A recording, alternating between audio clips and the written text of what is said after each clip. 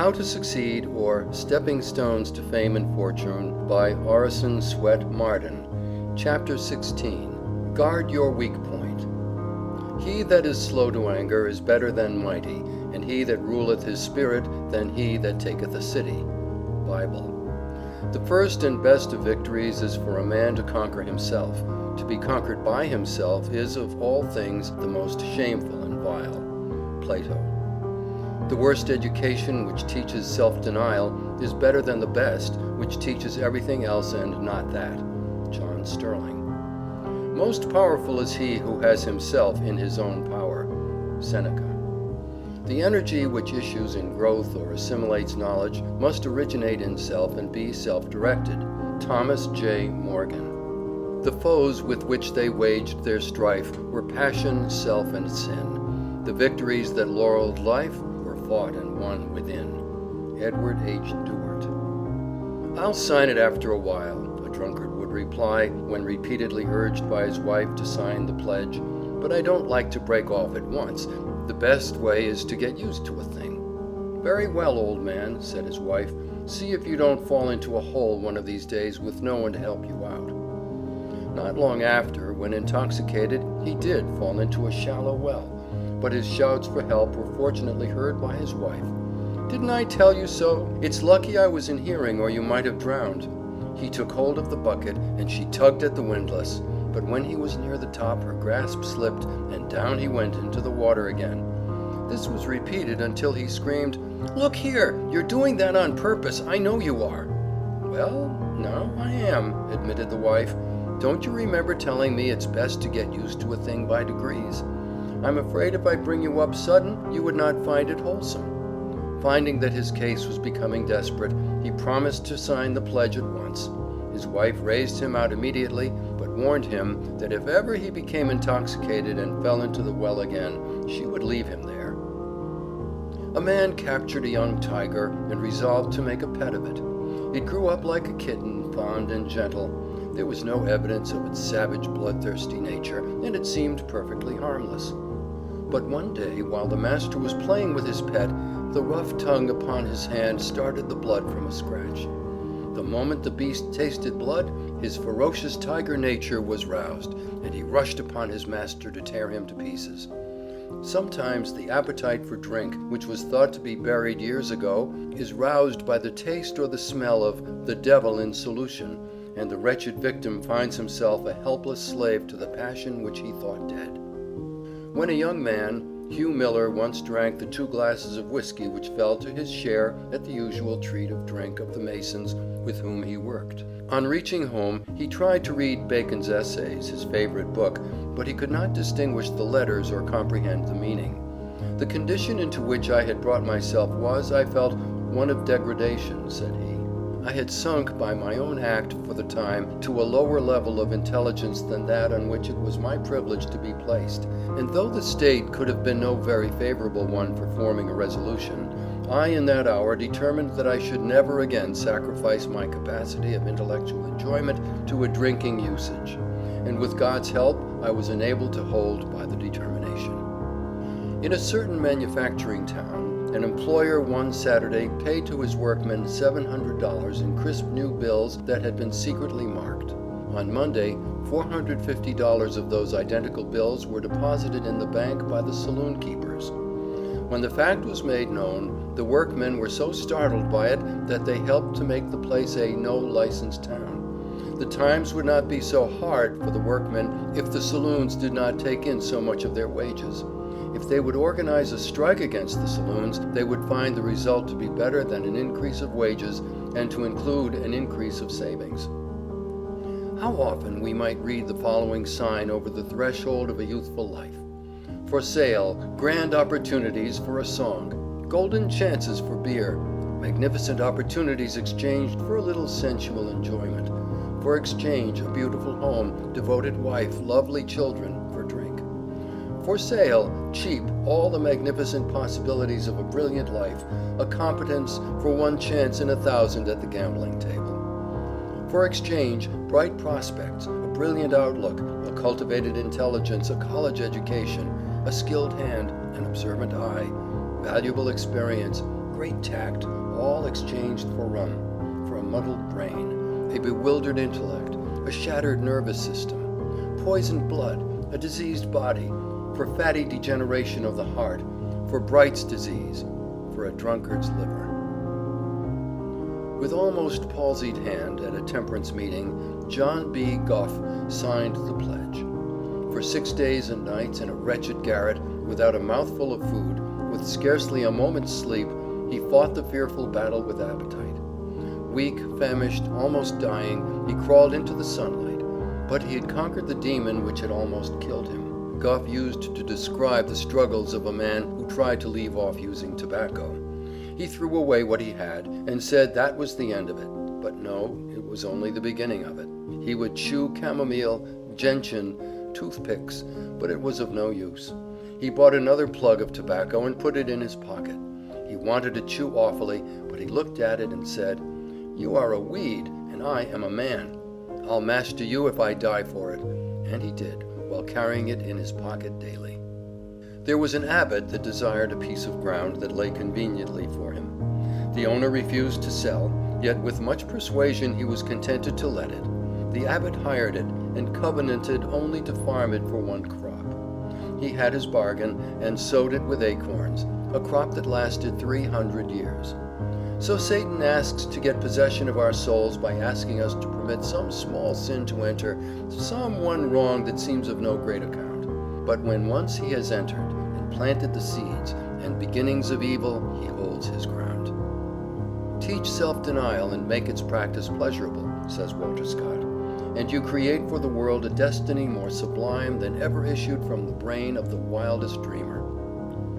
Thomas A. Edison once asked why he was a total abstainer. He said, "I thought I had a better use for my head." Byron could write poetry easily, for it was merely indulging his natural propensity. But to curb his temper, soothe his discontent, and control his animal appetites was a very different thing. At all events, it seemed so great to him that he never seriously attempted self-conquest. Let every youth who would not be shipwrecked on life's voyage cultivate this one great virtue, self-control. There is nothing so important to a youth starting out in life as a thoroughly trained and cultivated will. Everything depends upon it. If he has it, he will succeed. If he does not have it, he will fail. The first and best of victories, says Plato, is for a man to conquer himself. To be conquered by himself is, of all things, the most shameful and vile. Silence, says Zimmerman, is the safest response for all the contradiction that arises from impertinence, vulgarity, or envy. He is a fool who cannot be angry, says English, but he is a wise man who will not. Seneca, one of the greatest of the ancient philosophers, said that we should every night call ourselves to account. What infirmity have I mastered today? What passion opposed? What temptation resisted? What virtue acquired? And then he follows with the profound truth that our vices will abate of themselves if they be brought every day to the shrift. If you cannot at first control your anger, learn to control your tongue, which, like fire, is a good servant but a hard master. It does no good to get angry. Some sins have a seeming compensation or apology, a present gratification of some sort, but anger has none. A man feels no better for it. It is really a torment, and when the storm of passion is cleared away, it leaves one to see that he has been a fool, and he has made himself a fool in the eyes of others too. The wife of Socrates, Xanthippe, was a woman of a most fantastical and furious spirit. At one time, having vented all the reproaches upon Socrates her fury could suggest, he went out and sat before the door. His calm and unconcerned behavior but irritated her so much the more, and in the excess of her rage, she ran upstairs and emptied a vessel upon his head, at which he only laughed and said that so much thunder must needs produce a shower. Alcibiades, his friend, talked with him about his wife, told him he wondered how he could bear such an everlasting scold in the same house with him. He replied, "I have so accustomed myself to expect it that it now offends me no more than the noise of carriages in the street." It is said of Socrates that whether he was teaching the rules of an exact morality, whether he was answering his corrupt judges, or was receiving sentence of death, or swallowing the poison, he was still the same man. That is to say, calm, quiet, undisturbed, intrepid. In a word, wise to the last.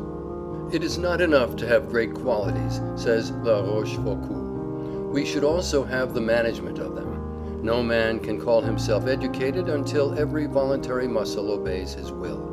You ask whether it would not be manly to resent a great injury, said Eardley Wilmot. I answer that it would be manly to resent it, but it would be godlike to forgive it. He who, with strong passions, remains chaste, he who, keenly sensitive, with manly power of indignation in him, can be provoked, and yet restrain himself and forgive, these are strong men, the spiritual heroes. To feel provoked or exasperated at a trifle, when the nerves are exhausted, is perhaps natural to us in our imperfect state. But why put into the shape of speech the annoyance which, once uttered, is remembered, which may burn like a blistering wound or rankle like a poisoned arrow? If a child be crying, or a friend capricious, or a servant unreasonable, be careful what you say. Do not speak while you feel the impulse of anger, for you will be almost certain to say too much, to say more than your cooler judgment will approve, and to speak in a way that you will regret. Be silent until the sweet by and by, when you will be calm, rested, and self-controlled. But self-respect must be accompanied by self-conquest, or our strong feelings may prove but runaway horses. He who would command others must first learn to obey, and he who would command his own powers must learn to be submissive to the still, small voice within. Discipline the passions, curb pride and impatience, restrain all hasty impulses. Deny yourself the gratification of any desire not sanctioned by reason. Shame and its consequent degradation follow the loss of our own good opinion rather than the esteem of others. Too many yield in the perpetual conflict between temptation to gratify the coarser appetites and aspiration for the good, the true, and the beautiful. Voices unheard by those around us whisper, "Don't," but too often self-respect is lost, the will lies prostrate, and the debauch goes on. Such battles must be fought by all. Be ours the victory born of self-control, aided by that heaven which always helps him who prays while putting his own shoulder to the wheel. No man had a better heart or more thoroughly hated oppression than Edmund Burke. He possessed neither experience in affairs, nor a tranquil judgment, nor the rule over his own spirit, so that his genius, under the impulse of his bewildering passions, wrought much evil to his country and to Europe, even while he rendered noble service to the cause of commercial freedom, to Ireland and to America. Burns could not resist the temptation to utter his clever sarcasms at another's expense, and one of his biographers had said that he made 100 enemies for every 10 jokes he made. But Burns could no more control his appetite than his tongue. Thus thoughtless follies laid him low, and stained his name. Xanthus, the philosopher, told his servant that on the morrow he was going to have some friends to dine, and asked him to get the best thing he could find in the market. The philosopher and his guests sat down the next day at the table. They had nothing but tongue, 4 or 5 courses of tongue cooked in this way and tongue cooked in that way, and the philosopher lost his patience and said to his servant, "Didn't I tell you to get the best thing in the market?" He said, "I did get the best thing in the market. Isn't the tongue the organ of sociality, the organ of eloquence, the organ of kindness, the organ of worship?" Then Xanthus said, "Tomorrow I want you to get the worst thing in the market."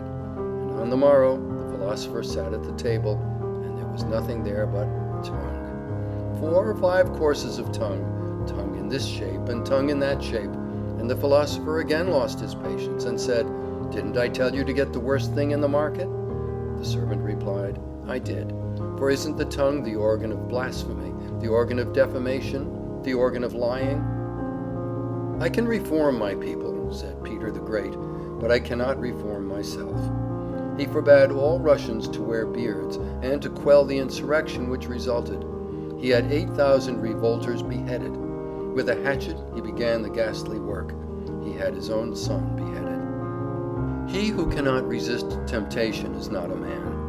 He is wanting in the highest attributes of humanity. The honor and nobleness of the old knight-errantry consisted in defending the innocence of men and protecting the chastity of women against the assaults of others.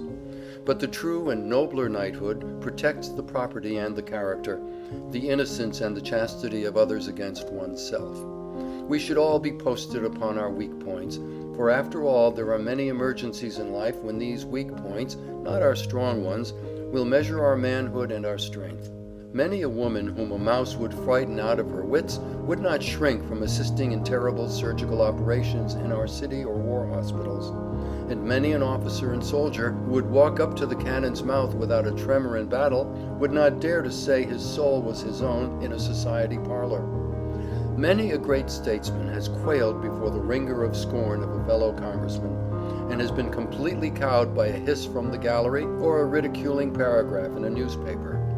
We all have tender spots, weak spots, and a man can never know his strength who does not study his weaknesses. Violent passions and ardent feelings are seldom found united with complete self-command. But when they are, they form the strongest possible character, for there is all the power of clear thought and cool judgment impelled by the resistless energy of feeling. This combination Washington possessed, for in his impetuosity there was no foolish rashness, and in his passion no injustice. Besides, whatever violence there might be within, the explosion seldom came to the surface, and when it did, it was arrested at once by the stern mandate of his will. He never lost the mastery of himself in any emergency, and in ruling his spirit showed himself greater than in taking a city. It is one of the astonishing things in his life that, amid the perfect chaos of feeling into which he was thrown, amid the distracted counsels and still more distracted affairs that surrounded him, he never once lost the perfect equilibrium of his own mind. The contagion of fear and doubt and despair could not touch him. He did not seem susceptible to the common influences which affect men. His soul, poised on its own center, reposed calmly there through all the storms that beat for 7 years on his noble breast. The ingratitude and folly of those who should have been his allies, the insults of his foes, and the frowns of fortune never provoked him into a rash act, or deluded him into a single error. Horace Mann says that there must be a time when the vista of the future, with all its possibilities of glory and of shame, first opens to the vision of youth. Then he is summoned to make his choice between truth and treachery, between honor and dishonor, between purity and profligacy, between moral life and moral death. And as he doubts or balances between the heavenward or hellward course, as he struggles to rise or consents to fall, is there in all the universe of God a spectacle of higher exaltation or of deeper pathos? Within him are the appetites of a brute and the attributes of an angel. And when these meet in council to make up the roll of his destiny and seal his fate, shall the beast hound out the seraph? Shall the young man, now conscious of the largeness of his fear and of the sovereignty of his choice, wed the low ambitions of the world and seek with their emptiness to fill his immortal desires? Because he has a few animal wants that must be supplied, shall he become all animal, epicure and an inebriate, and blasphemously make it the first doctrine of his catechism, the chief end of man, to glorify his stomach and enjoy it? Because it is the law of self-preservation that he shall provide for himself, and the law of religion that he shall provide for his family, when he has one, must he, therefore, cut away all the bonds of humanity that bind him to his race, forswear charity, crush down every prompting of benevolence, and if he can have the palace of equipage of the prince and the table of a sybarite, become a blind man and a deaf man and a dumb man when he walks the streets where hunger moans and nakedness shivers. The strong man is the one who ever keeps himself under strict discipline, who never once allows the lower to usurp the place of the higher in him, who makes his passions his servants and never allows them to be his master, who is ever led by his mind and not by his inclinations. He drills and disciplines his desires and keeps the roots of his life underground and never allows them to interfere with his character. He is never the slave of his inclinations nor the sport of impulse. He is the commander of himself and heads his ship due north even in the wildest tempests of passion. He is never the slave of his strongest desire. A noted teacher has said that the propensities and habits are as teachable as Latin and Greek, while they are infinitely more essential to happiness. We are very largely the creatures of our wills. By constantly looking on the bright side of things, by viewing everything hopefully, by setting the face as a flint every hour of every day toward all that is harmonious and beautiful in life, and refusing to listen to the discord or to look at the ugly side of life, by constantly directing the thought toward what is noble, grand, and true, we can soon form habits which will develop into a beautiful character, a harmonious and well-rounded life. We are creatures of habit, and by knowing the laws of its formation, we can, in a little while, build up a network of habit about us, which will protect us from most of the ugly, selfish, and degrading things of life. In fact, the only real happiness and unalloyed satisfaction we get out of life is the product of self-control. It is the great guardian of all the virtues, without which none of them is safe. It is the sentinel which stands on guard at the door of life to admit friends and exclude enemies. I call that mind free, says Channing, which jealously guards its intellectual rights and powers, which calls no man master, which does not content itself with a passive or hereditary faith, which opens itself to light whencesoever it may come, which receives new truth as an angel from heaven, which, whilst consulting others, inquires still more of the oracle within itself, and uses instruction from abroad, not to supersede, but to quicken and exalt its own energies. I call that mind free, which is not passively framed by outward circumstances, which is not swept away by the torrent of events, which is not the creature of accidental impulse, but which bends events to its own improvement, and acts from an inward spring, from immutable principles which it has deliberately espoused. I call that mind free, which protects itself against the usurpations of society, which does not cower to human opinion, which feels itself accountable to a higher tribunal than man's, which respects a higher law than fashion, which respects itself too much to be the slave or tool of the many or the few. I call that mind free, which, through confidence in God and in the power of virtue, has cast off all fear but that of wrongdoing, which no menace or peril can enthrall, which is calm in the midst of tumults, and possesses itself though all else be lost. I call that mind free which resists the bondage of habit, which does not mechanically repeat itself and copy the past, which does not live on its old virtues, which does not enslave itself to precise rules, but which forgets what is behind, listens for new and higher monitions of conscience, and rejoices to pour itself forth in fresh and higher exertions. I call that mind free which is jealous of its own freedom, which guards itself from being merged in others, which guards its empire over itself as nobler than the empire of the world. End of chapter 16. Recording by Lee Smalley.